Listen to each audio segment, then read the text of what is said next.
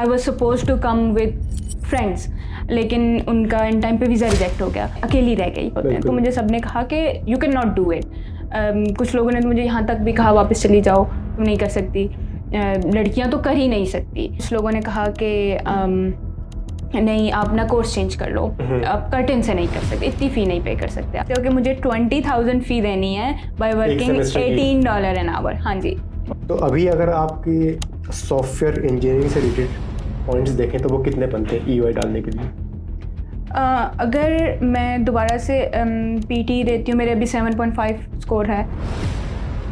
जो very last semester था उसमें क्योंकि एक फिल्ड सब्जेक्ट की फ़ी भी थी, तो आई पेड 27,000। अगर आप कंपनी के साथ काम कर रहे हो तो I think it's very difficult. मुझे टोटली बड़ा क्लियर बताया गया था, if you go you are on your own, तो मेरी फाइनेंशियल सपोर्ट नहीं हो सकती। आई एंडेड अप के सॉफ्टवेयर इंजीनियरिंग में PR बहुत मुश्किल है। एक तो जॉब नहीं मिल रही है। कोई एडवाइस और टिप्स न्यू कमर्स के लिए ताकि वो और प्रिपेयर होकर आए? You have to be prepared कि आपको हर चीज़ फेस करनी है यहाँ पे। You can't be princess anymore. हमारे पेरेंट्स हमें प्रिंसेस की तरह रखते हैं। अस्सलाम वालेकुम friends and family and welcome to my YouTube channel Golistic phase. आज की मेरी पॉडकास्ट में एक मेहमान है पाकिस्तान से जो एज एन इंटरनेशनल स्टूडेंट यहाँ पर्थ में मास्टर्स करने आई हैं कर्टिन यूनिवर्सिटी में सॉफ्टवेयर इंजीनियरिंग में। तो चलिए जानते हैं कि उनकी journey as a female student कैसी रही, क्या चैलेंजेस उन्होंने यहाँ फेस किए, किस तरह उन्होंने सर्वाइव की अपनी स्टूडेंट की जो जर्नी थी, जो पूरी मास्टर्स के उन्होंने 2 साल का, और एकोमोडेशन, जॉब और पढ़ाई के बाद जो टेम्प्रेरी रेजिडेंट जो वीज़ा मिलता है TR जिसे कहते हैं, वो कैसे उन्होंने हासिल किया। तो आगाज़ करते हैं आज के पॉडकास्ट का। वेलकम करते हैं आमना को। अस्सलाम वालेकुम आमना, कैसे हैं आप? सलाम, अल्हम्दुलिल्लाह, आप कैसे हैं? जी अल्हम्दुलिल्लाह ठीक। आमना प्लीज़ अपना एक शॉर्ट इंट्रो दीजिएगा। मैं पाकिस्तान से हूँ, इस्लामाबाद से, और बेसिकली मैं कश्मीर से बिलोंग करती हूँ। और मैंने पाकिस्तान में अपना BS किया कॉमसेट से सॉफ्टवेयर इंजीनियरिंग में ही, और फिर उसके बाद मैंने यहाँ कर्टिन से ही सॉफ्टवेयर इंजीनियरिंग में मास्टर्स किया है। और अभी मैं अपनी TR पर हूँ पिछले 6 महीने से।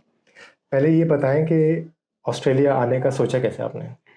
ऑस्ट्रेलिया आने का इस तरह सोचा कि we were a group of friends university से ही, और हमारा प्लान था कि हमने मास्टर्स इंशाल्लाह से बाहर से करना है।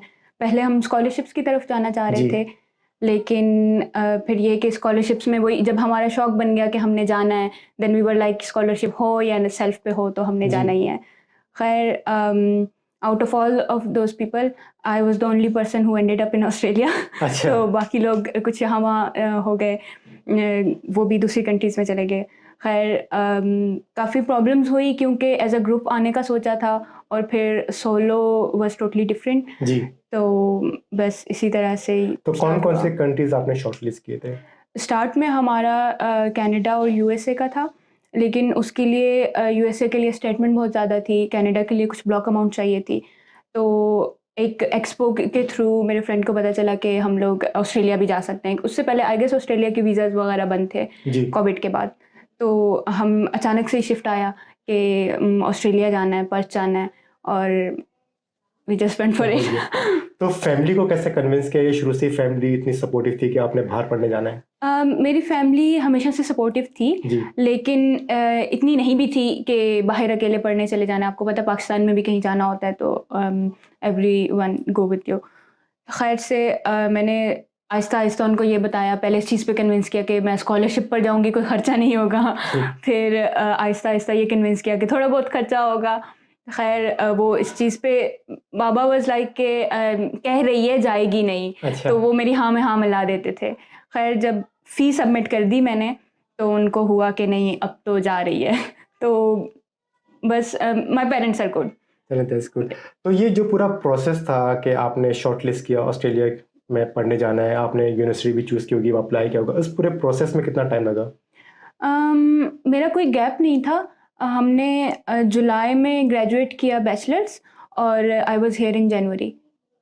जुलाई में? अच्छा, 6 महीने के अंदर सब 6 कुछ हो महीने गया? के अंदर, हाँ जी, सब हो गया। और ये कौन से साल की बात है? 2022 जुलाई में मैंने ग्रेजुएट किया, और Okay. 2023 जनवरी में मैं यहाँ थी। और आप कर्टिन यूनिवर्सिटी में पढ़ने आई? जी, कर्टिन में। मास्टर्स इन सॉफ्टवेयर इंजीनियरिंग 2 साल का? 2 साल का। अच्छा, अगर आप थोड़ा बताएंगे इस प्रोसेस के बारे में कि किस कंसल्टेंट के थ्रू आई, अगर आप उसको रिकमेंड करना चाहेंगी या नहीं, या फिर ओवरऑल जो था कि आपने आइल्स दिया होगा, हाँ जी, तो ये कैसी जर्नी रही? आइल्स मैंने पहले ही दे दिया था, अभी मेरा बैचलर्स चल रहा था, मैंने उसी दौरान आइल्स दे दिया था, क्योंकि हमारा स्टार्ट से ही प्लान था कि हमने जाना है, तो हम उसी लाइक बैचलर्स के दौरान ही पासपोर्ट भी बनवा लिया, आइल्स भी दे दिया। और कुछ टाइम के लिए हम लोग थोड़ा कंफ्यूज रहे कि कहाँ जाना है, क्या करना है। डिफरेंट कंसल्टेंट्स को हमने अप्रोच किया। एक एपेक्स कंसल्टेंट थे, एक ऑजीज करके कुछ थे, उसके अलावा ended up with times consultant. लेकिन मेरा उनके साथ पर्सनल एक्सपीरियंस नहीं था, क्योंकि one of my friend was engage with them Hyderabad times consultant से। तो मैं खुद तो वहाँ नहीं गई, क्योंकि मैं इस्लामाबाद में थी, तो मेरा प्रोसेस वहीं से चल रहा था।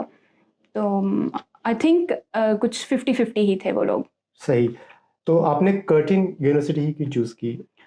कर्टिन इस वजह से चूज़ की क्योंकि फ़र्स्ट हमारा ये था कि हमने रीजनल एरिया में जाना है।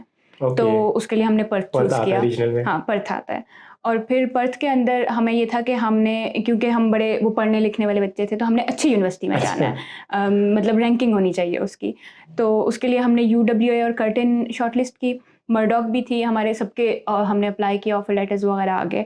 UWA की थोड़ी फ़ी ज़्यादा थी, लेकिन मुझे यहाँ आने के बाद पता चला कि जो मैं कोर्स पढ़ रही हूँ वो कर्टिन और UWA सेम फ़ी ऑफ़र कर रहा है। तो इस तरह से कर्टिन मुझे उस टाइम पे लगा, हमें लगा कि ठीक है।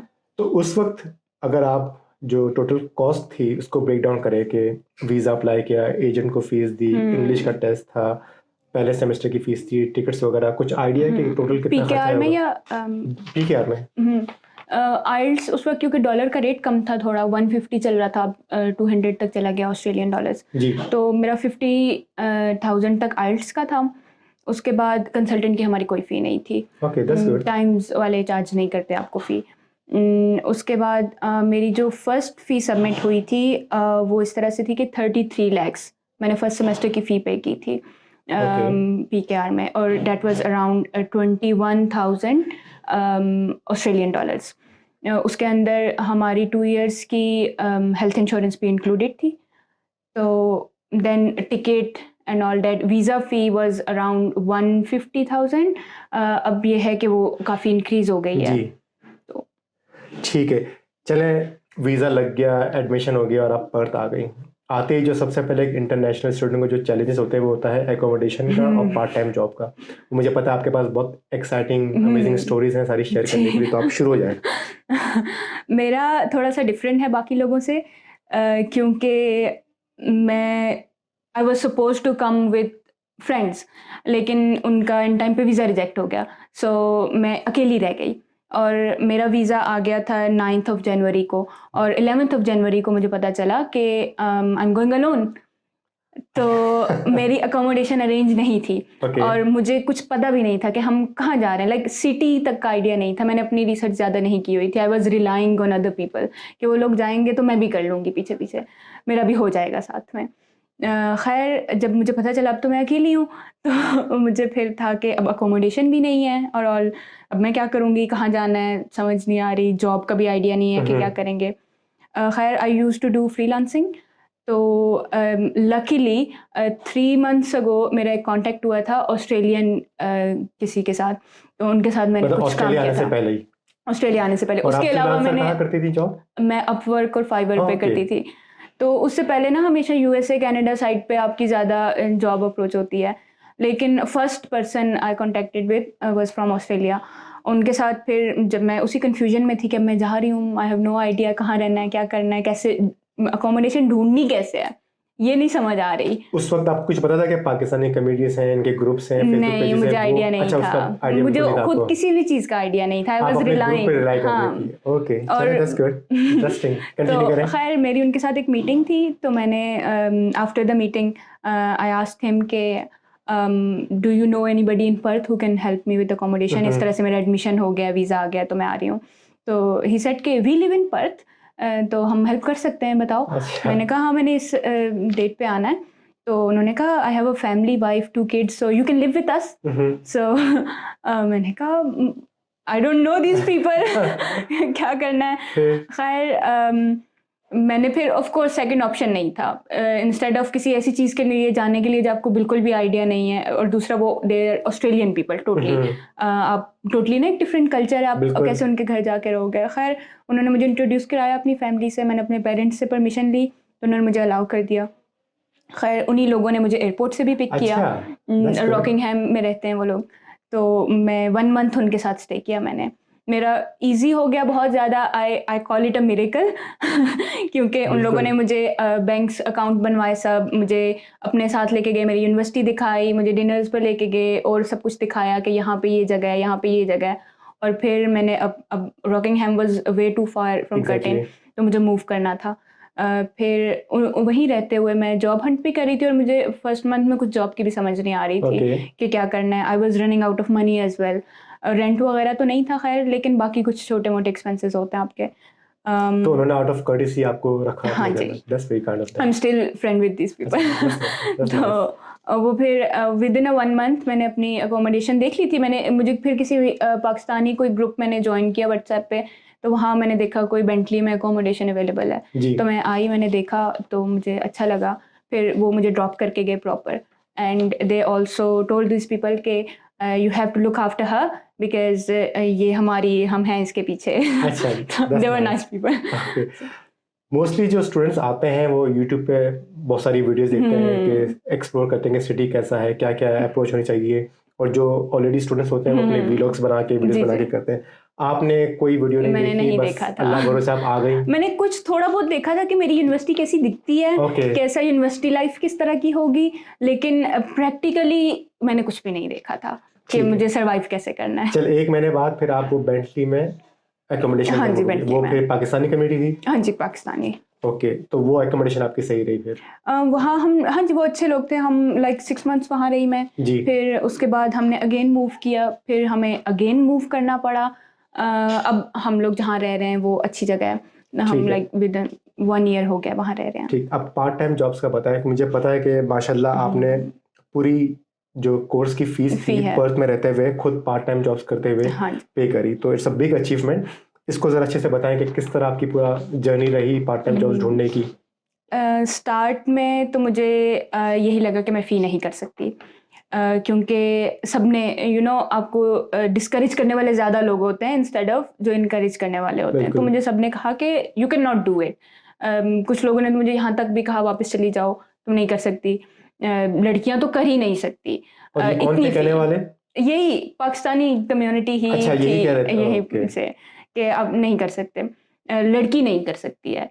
और उसके अलावा कुछ लोगों ने कहा कि नहीं, आप अपना कोर्स चेंज कर लो, आप कर्टन से नहीं कर सकते, इतनी फ़ी नहीं पे कर सकते आप। मैं कंसल्टेंट के पास भी गई, so I was suppose to almost change to cookery. मैं सॉफ्टवेयर जो हर इंजीनियरिंग स्टूडेंट से, करता है। हाँ, मुझे बताया गया कि बड़ा कन्विंस किया गया कि आप ये कर लो, and I was so much convinced. मैंने अपने डॉक्यूमेंट्स भी रेडी कर लिए सब के, फ़ी से कुछ रिफंड आ जाएगा 50% और उसी में अगली फ़ी निकाल देंगे। क्योंकि 2 मंथ्स हो गए थे मुझे, 1 मंथ मैंने वहाँ गुजार दिया, 1 मंथ मुझे आगे आके हो गया। अब यहाँ पे मैं रेंट पे थी, मेरी सेविंग्स सब जा रही थी और कुछ भी समझ नहीं आ रही थी कि क्या करना है। तो मेरी सेविंग्स रन आउट हो रही थी, एंड आई वाज लाइक कि मैं फ़ी नहीं कर सकती। तो खैर स्टार्ट में फिर मुझे समबडी हेल्प मी, उन्होंने मुझे एक फूड चेन में जॉब दिलवाई। ओके। और that was way too hard, क्योंकि हम एक ऐसे बैकग्राउंड से आते हैं, हमें बहुत ज़्यादा पैम्पर किया जाता है, हमें सब कुछ प्रोवाइड किया जाता है घर में। हमारे इवन बॉयज़ को किया जाता है, गर्ल्स का तो एक सिनेरियो ही डिफरेंट है ना। जी। तो when I had to work at a food place, तो एक डिफरेंट टोटली वो था मेरे लिए कि ये क्या हो गया, मैं तो सॉफ्टवेयर इंजीनियर थी मैं क्या कर रही हूँ। कितनी दफ़ा ख्याल आया कि पाकिस्तान में बेहतर थे? दिन में 100 सवाल तो आता था। आप हार्ड वर्क कर रहे हो बहुत ज़्यादा, जिसकी आपको आदत नहीं है, और उसके बाद आप अपना खाना नहीं समझ आ रहा, खाने का एक बहुत बड़ा प्रॉब्लम है, घर वाले नहीं हैं, आपको एक इमोशनल जो सपोर्ट होती है वो नहीं है, एंड नोबडी अंडरस्टैंड्स इट। आप हम जैसे जो बच्चे होते हैं ना, वो बता भी नहीं सकते ऐसे पीछे। ही है। एंड आई एम समवन, वो अगर चाहती भी ना मैं, तो मेरी फाइनेंशियल सपोर्ट हो नहीं सकती थी। मुझे टोटली बड़ा क्लियर बताया गया था, if you go you are on your own. Okay. तो मेरी फाइनेंशियल सपोर्ट नहीं हो सकती थी। My father help me in first thing जब आने में, लेकिन उसके बाद उनका पॉसिबल नहीं था, तो मेरी अपनी वो थी, चॉइस थी ये आना। खैर उसके बाद मुझे ये था कि इसके ऊपर तो फर्स्ट जॉब जो थी मेरी, वो मैंने कैश पे काम किया था $18 पर आवर। सो हमारी थी $11 पर आवर 2011 में। हाँ, यू कैन इमेजिन कि आप किस तरह कह सकते हो कि मुझे 20,000 फी देनी है बाय वर्किंग सेमेस्टर की। $18 एन आवर। हाँ जी, ओके। तो वो पॉसिबल नहीं लग ऐसा रहा ही था। है। खैर फिर उसके बाद मेरे साथ एक और अच्छा नेकी की किसी ने, somebody again I knew from my Upwork and freelancing, Canada में कुछ इंडियन लोग थे। आई जी। Think Indian people are very helping, specially Punjab side के, और उस जी। तरह से काफ़ी कंसर्निंग होते हैं वो। तो क्योंकि मेरा उनके साथ कांटेक्ट वगैरह था, इनिशियली इरादा था कनाडा जाने का, तो उन्होंने मुझे कहा कि हमारे हैं कुछ लोग वहाँ, पर्थ में तो कोई नहीं है, मेलबर्न साइड पे हैं, वो आपको कुछ गाइड कर देंगे। फिर someone from Melbourne guided me के you can go for support work. Okay. कुछ पता था आपको सपोर्ट वर्क क्या नहीं होता पता है? था। ओके। उन्होंने मुझे कुछ वीडियोस वगैरह भेजी कि डिसेबिलिटी में किस तरह से काम होता है और सब कुछ, लेकिन मैं कन्विंस्ड नहीं थी थोड़ी। Some people are recommended you, कि पाकिस्तानी कम्युनिटी कह रही थी कि आप ना सिक्योरिटी की तरफ जाओ, और थोड़ी इंडियन कम्युनिटी कह रही थी कि आप सपोर्ट वर्क की तरफ जाओ। जी। तो जो बड़ा कंफ्यूजिंग था, और I was on my last money, जो या तो मैं इस कोर्स के लिए यूज़ कर सकती थी या उस कोर्स के लिए यूज़ कर सकती थी, ओके। और फिर यहाँ से अर्निंग करके वो मनी दोबारा जमा हो नहीं सकती थी उनके लिए। खैर मुझे the only reason I went for support work के मुझे उसमें ये कहा गया कि आपका पे रेट ज़्यादा है।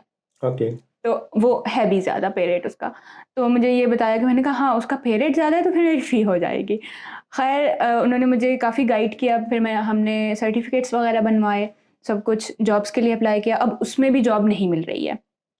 उसकी रीज़न ये है कि आई कैन नॉट ड्राइव। अच्छा। अब मैं ड्राइव नहीं कर सकती तो how can I support disable people, उनको आपको अपॉइंटमेंट्स के लिए लेके एग्जैक्टली जाना, ट्रैवलिंग देना और वो सब कुछ, और उसके अलावा भी जॉब्स पे पहुंचना। अगर आप दिन में 2 शिफ्ट्स कर रहे हो 2-2 आवर्स की, तो वहाँ आना जाना भी एक प्रॉब्लम है। बिल्कुल। मेरी सर्टिफिकेट करने के 1 मंथ बाद जाके जॉब हुई, और उसके बाद भी 1 मंथ गुजर गया, मुझे शिफ्ट नहीं मिल रही, क्योंकि वो कह रहे हैं कि आपके पास गाड़ी नहीं है। आप किसी एजेंसी से रजिस्टर्ड थी? हाँ जी, मैं किसी कंपनी के साथ रजिस्टर्ड ओके। थी स्टार्ट में। तो खैर फिर मैंने थोड़ा-सा आने से पहले कुछ ड्राइविंग सीखी थी, लेकिन मुझे आइडिया नहीं था रोड का, मैंने कुछ मतलब लेसन्स लिए पाकिस्तान में थे। आपने चलाई थी गाड़ी? जो सिखाने वाले होते हैं उन्होंने बिठा ओके। के मुझे लाइक फ्यू आवर्स वीक में, बस टोटली मैं कहूँगी कि मैंने कोई 4-5 घंटे एक इंस्ट्रक्टर के साथ गाड़ी चलाई हुई थी, दैट्स इट। वो भी आप नहीं, उस पे नहीं कर सकते जी। कि आप ड्राइव कर सकते हो। फिर जिन लोगों के साथ अच्छा, मेरे पास गाड़ी की अमाउंट भी नहीं है। अच्छा, अभी आपने कोर्स कर मेरे लिया, पास सपोर्ट लाइसेंस वर्कर भी का, नहीं है। लाइसेंस भी नहीं है गाड़ी का। ओके। हाँ, तो कंटिन्यू करें प्लीज, इंटरेस्टिंग। तो मैंने like I borrowed that money, 6,000 में मैंने गाड़ी ली थी, और मैंने गाड़ी ले ली, और जिनके साथ हम रह रहे थे उन्होंने मुझे बेसिक्स बताई कि ऑटोमेटिक गाड़ी आई थिंक थोड़ा इजी होती है। उन्होंने कुछ बेसिक्स बताई कि आप इस तरह से, उन्होंने मुझे स्ट्रीट्स में कुछ 3-4 बार लेके भी गए वो मुझे, कि वो इस तरह से गाड़ी चलती है, ये कुछ बेसिक रूल्स होते हैं और ये सब कुछ। उसके बाद मैंने गाड़ी चलाना शुरू कर दी अल्लाह के नाम पे। और पहली जॉब कैसे मिली आपको सपोर्ट वर्कर की? मुझे उसी कंपनी के थ्रू फिर उन्होंने मुझे शिफ्ट्स देना स्टार्ट की थी। काफ़ी मुश्किल था, क्योंकि हम पाकिस्तानी लोगों की शायद इस तरह से कंपनीज़, वो एक इंडियन कंपनी थी, तो वो बड़ी हार्ड जॉब्स दे रहे थे पाकिस्तानी लोगों को, और अपने इंडियंस को ना अच्छी वो उस तरह की दे देते थे। मैं उनकी बुराई नहीं कर रही, बस अब नाम ना लें उनका। हाँ, जस्ट नाम नहीं ले रही। तो उन्होंने बहुत ज़्यादा ना बहुत काम कराया। ओके। दिन में मैंने 2-2 घंटे की 5-5 शिफ्ट्स भी की, जिनके लिए मुझे ना घंटा भी ड्राइव करना पड़ता था फॉर 2 आवर्स शिफ्ट, लेकिन आई वाज इन नीड, तो मुझे करना पड़ा। फिर अल्हम्दुलिल्लाह मैंने अपनी फ़र्स्ट फ़ी भी दे ली, और मैंने गाड़ी की अमाउंट भी रिटर्न कर दी। तो फिर मुझे था कि हाँ, अब मैं कर सकती हूँ। मेहनत करनी है, बहुत ज़्यादा मेहनत करनी है, लेकिन ये है कि कर लेंगे। अच्छा, इन 2 टॉपिक्स पे मैं वापस आऊँगा। एक तो सपोर्ट वर्कर की जॉब का नेचर कैसा है, और दूसरा जो फर्स्ट कार आपने खरीदी वो एक्सपीरियंस कैसा था। अभी मुझे आप ये बताएं कि आपने वर्क लाइफ, स्टडी वगैरह इन सबको बैलेंस कैसे किया? बैलेंस किया भी और नहीं भी किया, क्योंकि मैं जितना भी काम कर लेती इट वाज नॉट इनफ, क्योंकि आपकी फ़ी नहीं होती है, उसके साथ और भी बहुत से एक्सपेंसेस होते हैं आपके। और मैं मेरी यूनिवर्सिटी का ये अच्छा पार्ट था कि मेरी अटेंडेंस मैंडेटरी नहीं थी, हमें ओके। जस्ट कोर्सेज पास करने थे। मास्टर्स में नहीं होती शायद, हाँ बैचलर्स में जी, होती है। हाँ जी। उसमें ये था कि वर्कशॉप्स रिकॉर्डेड नहीं होती थी, तो फिर आपका अपना पोटेंशियल है कि आप अगर बगैर वर्कशॉप लिए आप उसको खुद अपने ऑन पे स्टडी करके एग्जाम्स दे के या असेसमेंट्स पास कर सकते हो। आई ended up Fehling one subject फिर बिकॉज मैं काम बहुत ज़्यादा कर रही थी, तो उसकी मुझे 5000 एक्स्ट्रा फ़ी पे करनी पड़ी। ओहो। तो वो एक एक्स्ट्रा एक्सपेंस हो गया, लेकिन ये कि मैनेज नहीं हो रहा था। आई वुड से कि it was a big achievement for me कि मैंने फ़ी पूरी कर ली, बट मैंने जो 2 साल के अंदर पढ़ाई को उस तरह से नहीं मैं कर सकी जिस तरह मैं करना चाहती थी। My main goal was actually to study. I was not after PR, I was after studies, लेकिन वो कहीं रह गया। ये सिर्फ पहले सेमेस्टर में हुआ ना, बाकी के नहीं 3 नहीं, ये सेमेस्टर? ओवरऑल क्योंकि कर्टन का थोड़ा ये हिसाब है कि अब मेरी फर्स्ट सेमेस्टर की फ़ी 20,000 थी, सेकंड की 21.5 थी, थर्ड की 23 थी, और फिर जो वेरी लास्ट सेमेस्टर था उसमें क्योंकि एक फेल सब्जेक्ट की फ़ी भी थी, तो आई पेड 27,000। सो वो हर सेमेस्टर आपकी परसेंटेज के हिसाब से फ़ी मतलब बढ़ाते हैं। 80,000 तो कहीं नहीं गए। 80-90, हाँ 80-90 टच किया। तो that That's was a lot. that is a lot for paying, you know, in even less than 2 years, क्योंकि आपको 1.5 ईयर में ये सब पे करना है। आखिरी सेमेस्टर की तो अपने एडवांस फी होती है ना, एग्जैक्टली। तो वो काफ़ी ज़्यादा था उसमें ये सब करना। अच्छा, गाड़ी लेने का एक्सपीरियंस कैसा रहा आपका? गाड़ी लेने का एक्सपीरियंस अच्छा था, मेरा अच्छा रहा। एक I am a fast learner, दूसरा ये कि मेरे पास थोड़ा सा प्रॉब्लम ये था कि मेरे पास लाइसेंस नहीं था। फिर मैं पाकिस्तान गई दोबारा खुद, और फिर मैंने अपना प्रॉपर लाइसेंस बनवा के लाया। लेकिन मैं ये रिकमेंड करूँगी कि जो लड़कियाँ स्पेशली जो हैं या कोई भी लड़के भी हैं, उनको पता होना चाहिए कि अगर हम जा रहे हैं तो लाइसेंस इज़ वेरी मैंडेटरी। आप वरना बहुत फंस के रह जाते हो, आप बस के साथ नहीं मैनेज कर ऐसा ही है। सकते। आपका लाइसेंस और आपको बेसिक ड्राइविंग स्किल्स बहुत ज़रूरी हैं। तो जब आप गाड़ी खरीदने गई, किसी ने आपको गाइड किया कौन सी लेनी है, चेक की सारी चीजें? हाँ जी, मैं जिन लोगों के साथ रह रही थी ओके। उन्होंने मुझे बताया। मैंने टोयोटा का उन्होंने कहा इको ली थी मैंने, और वो गए साथ, उन्होंने चेक भी की, और उन्होंने कहा ठीक है, क्योंकि मुझे तो आइडिया नहीं था। तो चले, दे वर वेरी हेल्पफुल। अब आते हैं सपोर्ट वर्कर की जॉब की तरफ। वो ज़रा बताएं कि इसका क्या नेचर होता है, किस तरह के क्लाइंट्स होते हैं, क्या रिक्वायरमेंट्स होती हैं, क्या आपने इंजॉय किया ये काम करना? Support work is a very difficult job, लेकिन काफ़ी इजी भी हो सकती है। डिपेंड करता है आपको किस टाइप की शिफ्ट मिलती है। अगर आप कंपनी के साथ काम कर रहे हो तो I think it's very difficult, क्योंकि कंपनी आपको एक तो उस तरह से पे नहीं करती है। Support work is actually a very highly paid job, क्योंकि ये NDIS के साथ होती है। उसमें ये है कि अगर आप प्राइवेटली काम कर रहे हो किसी के साथ, तो आपको अच्छा पे रेट मिल जाता है। उसमें फिर आपको आपको क्लाइंट्स खुद ढूँढने पड़ते हैं। अब कंपनी के साथ क्या फ़ायदा है कि वो आपको क्लाइंट्स ढूँढना उनकी काम है, आपका काम है just they will tell you, you just have to go and do the shift. Privately you have to find a client on your own. तो उसमें ये है कि कुछ डोमेस्टिक सपोर्ट जो है वो काफ़ी डिफ़िकल्ट हो जाती है, लेकिन कुछ ओल्ड एज पीपल आ जाते हैं, मेंटली आप टॉर्चर हो सकते हो, क्योंकि आपको इस तरह के ऑटिस्टिक लोगों के साथ डील करना पड़ रहा है, ओल्ड एज पीपल के साथ।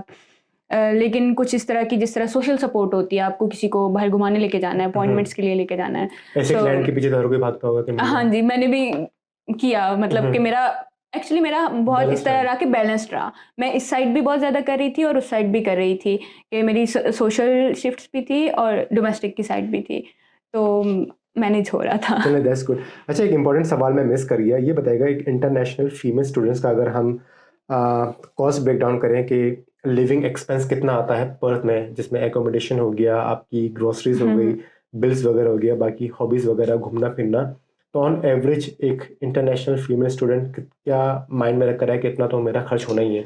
आप बेसिक आपका 200 तक तो रेंट चला जाता है पर वीक? पर वीक ओके। लाइक आपको 180 तक भी मिल जाता है, लेकिन अब आजकल जो रेंट चल रहे हैं वो इतने ही चल रहे हैं, 200। और आप शेयरिंग पे, आप किसी फैमिली के साथ अगर आपको रूम ले रहे हो, उसके बाद इसमें यह है कि आपके बिल्स इंक्लूडेड होते हैं ओके। मोस्टली, उसकी आपको टेंशन नहीं होती है।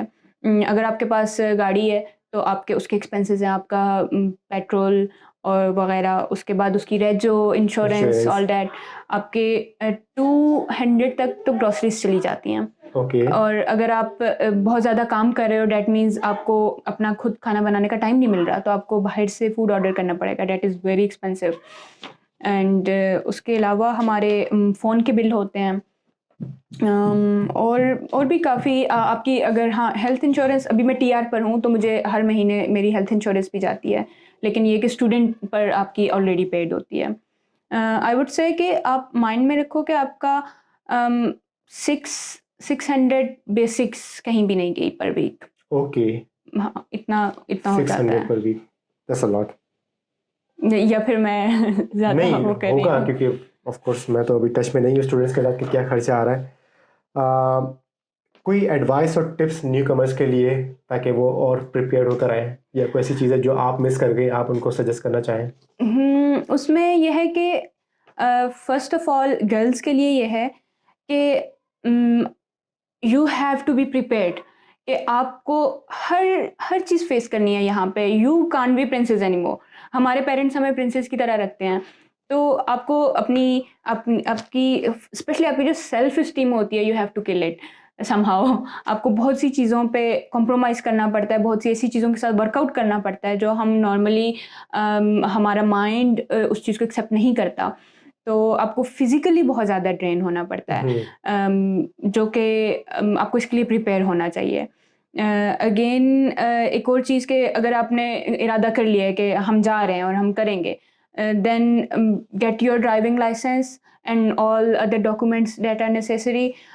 उसके बाद ये है कि आने से पहले ना आपको किसी के साथ कांटेक्ट होना चाहिए, आपको पता होना चाहिए कि जैसे ही मैं जाऊँगी, this is what I am going to do.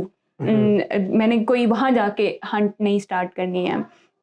And again मुझे थोड़ा-सा ये लगता है कि कुछ इस तरह की मैंने देखा कि जो मैरिड कपल आते हैं, एज़ अ कपल जो लोग आते हैं, उनके लिए काफ़ी ईज़ी हो जाता है। ओके। क्योंकि 2 लोग काम कर रहे होते हैं and 1 person has full working rights. तो अगर किसी के पास वो ऑप्शन अवेलेबल है तो go for that. I think that is the best possible option. आपके पास बहुत ज़्यादा हेल्पफुल हो जाता है। 2 लोग काम कर रहे हैं और फ़ी मैनेज हो जाती है और आपको इमोशनली भी काफ़ी सपोर्ट होती है। You know at least somebody has got my back. तो इसी तरह की कुछ चीज़ें। अच्छा, पर्थ के बारे में बताएं। पर्थ एज अ सिटी कैसा लगा आपको?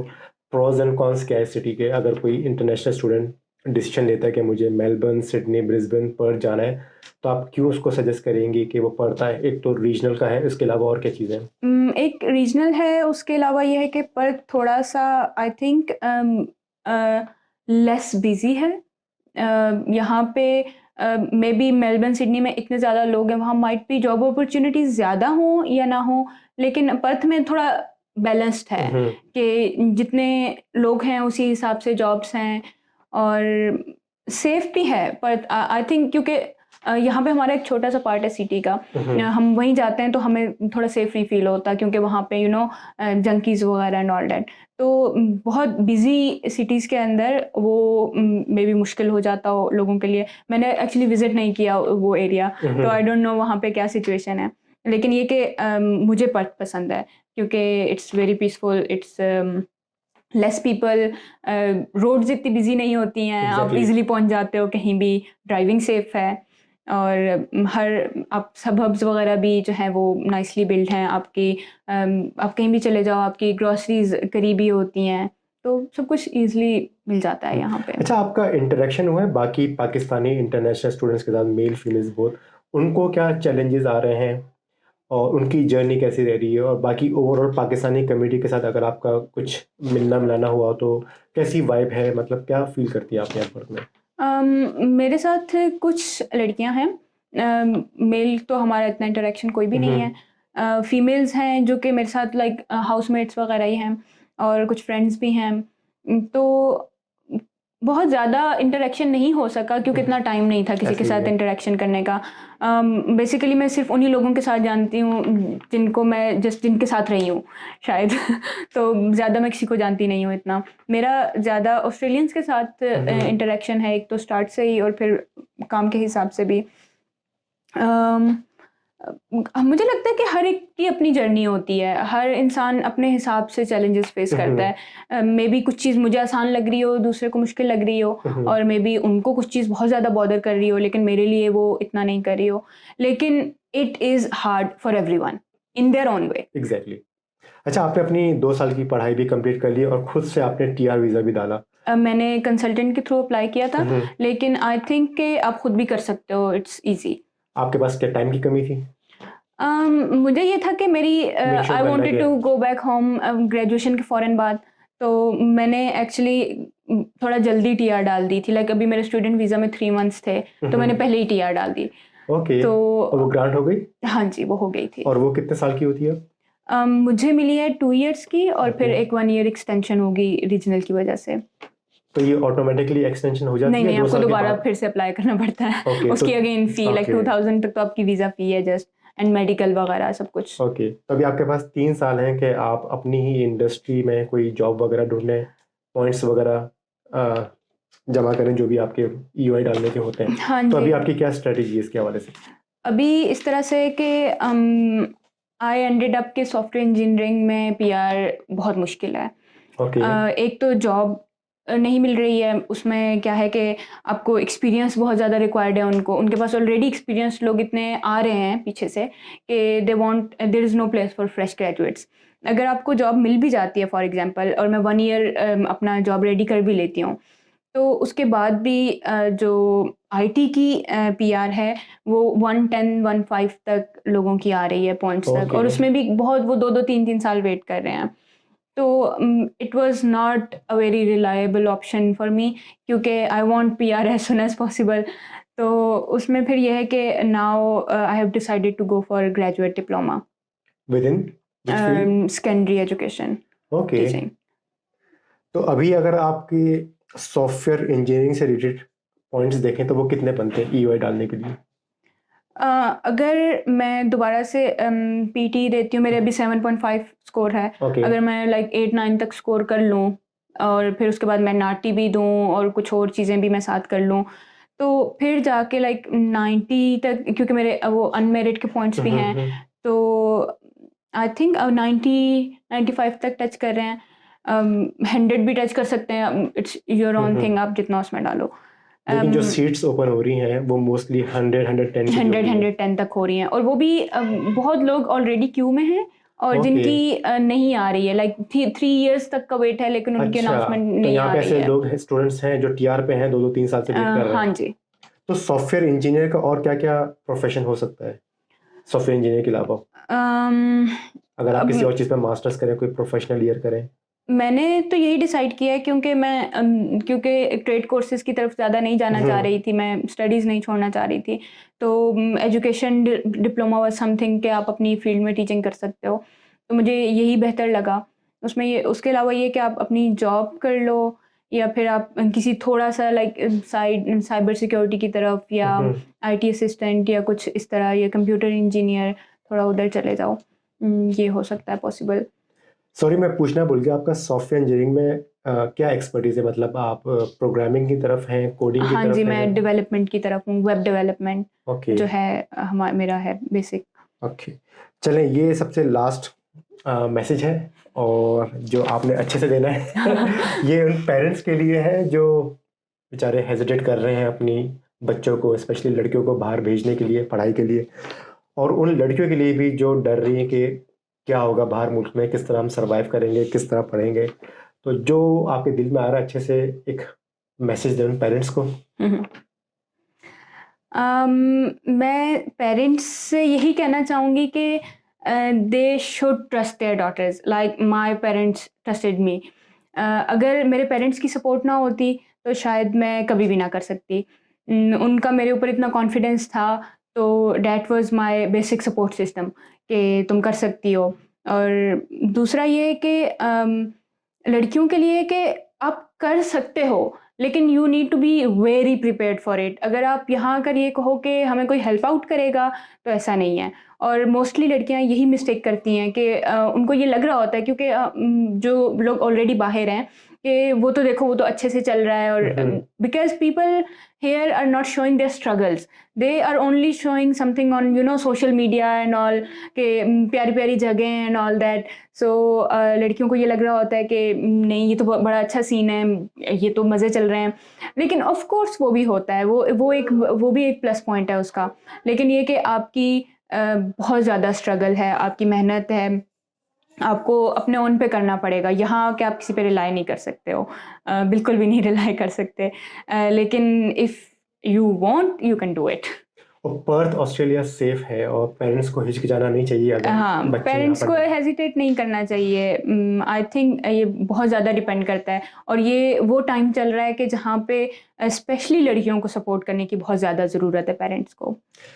चलें आमना, थैंक यू सो मच। जो सवाल मैंने प्रिपेयर किए थे हमारी पॉडकास्ट के लिए, आई गेस वो सारे हमने डिस्कस कर लिए और मेरी तरफ से कोई सवाल तो नहीं बचा, तो thank you so much for your time Amna, and इंशाल्लाह we will upload this podcast very soon. Thanks for watching. अल्लाह हाफिज़। अल्लाह हाफिज़।